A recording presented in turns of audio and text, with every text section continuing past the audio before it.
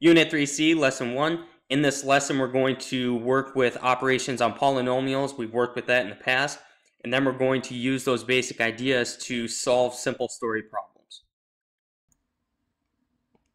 So in the first example, we're going to perform the basic operations with these two polynomials that were given. So we're going to add, subtract, multiply, and divide. So we have h of p is equal to p squared plus p plus 5, and r of p is equal to p minus 7. So the first operation we're going to do is add those two polynomials together. When we're adding or subtracting any two polynomials, we're just going to combine like terms. So this is going to be equal to, we start with our p squared terms. We only have one of those. So this will be p squared. Then we have 1p plus another p, which is going to be 2p. And then we have 5 plus a negative 7, which is the same as 5 minus 7, which is negative 2. So if we add those two polynomials together, we get p squared plus 2p minus 2. Next, we're going to subtract these two polynomials. So if we're going to subtract two polynomials, it's the same idea, except we have to remember to distribute this negative through to each term. So again, we only have one p squared. So we have p squared, and then we have a p minus a p, so those cancel out, leaving us with nothing. And then we have 5 minus a negative 7, which is the same as 5 plus 7. So we end up with p squared plus 12. Next, we're going to multiply the two polynomials. So we have a trinomial times a binomial. Basically, we're just applying the distributive property. We have to take each of these terms in our first polynomial times both terms in the second polynomial. So if we take p squared times p, we get p cubed. P squared times negative 7 minus 7p squared. P times p gives us p squared.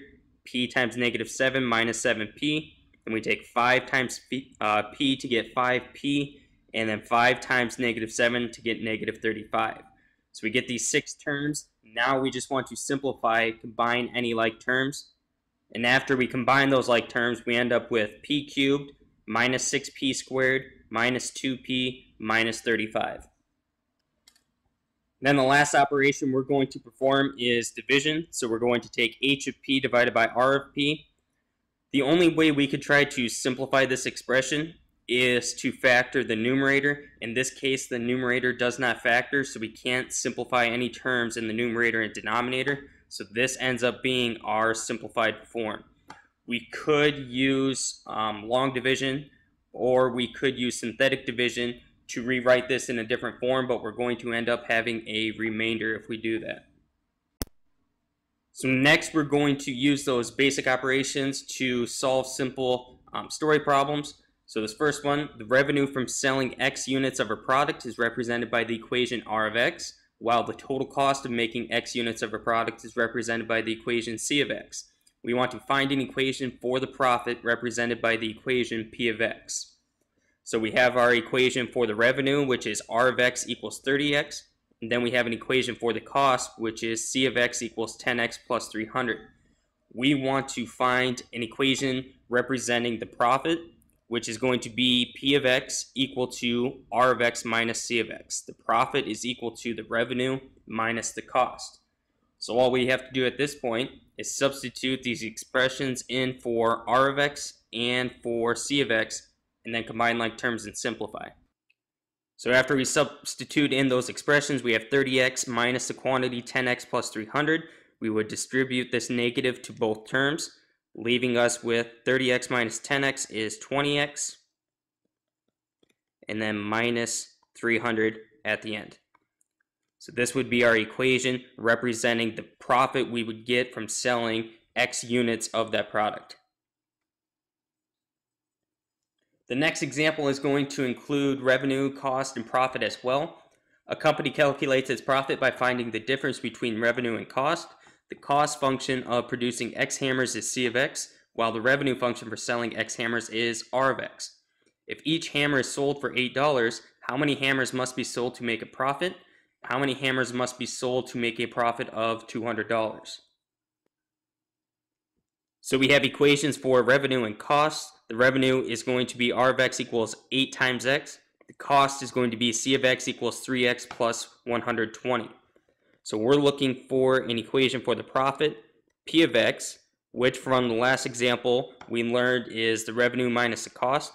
So we have to take 8x minus the quantity of 3x plus 120. If we distribute this negative, we have 8x minus 3x, which is 5x minus 120. So that is our equation for the profit. Now we have two questions to answer. How many hammers must be sold to make a profit? And then the second part is going to be how many hammers must be sold to make a profit of $200. To answer the first question, we're going to take the expression we have for the profit, which is 5x minus 120. We need to set that greater than 0 because we're trying to determine how many hammers must be sold in order to make a profit, so it has to be greater than 0. If it was equal to 0, we wouldn't be gaining a profit, but we wouldn't be losing any as well. If this was less than 0, then we would be losing money. So now we just have a linear inequality. So to solve for x, first thing, add 120 to the other side. So we get 5x greater than 120. Next would be divide by 5. So 120 divided by 5 is going to be x is greater than 24. If x was just equal to 24, if we sold exactly 24 hammers, we would make a profit of 0. We wouldn't make any money, but we wouldn't lose any money as well. So if we sell 25 or more hammers, then we're going to make positive amounts of money. Now we're going to answer the second part of the question, which I slightly changed. We're going to determine how many hammers must be sold to make a profit of at least $200. So we're going to take our expression for the profit, which is 5x minus 120.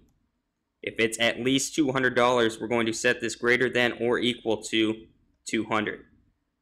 Now we're just going to go through the same steps to solve this linear inequality. We would add 120 to the other side, leaving us with 5x greater than or equal to 320. The next step would be divide by 5. So x is greater than or equal to 64.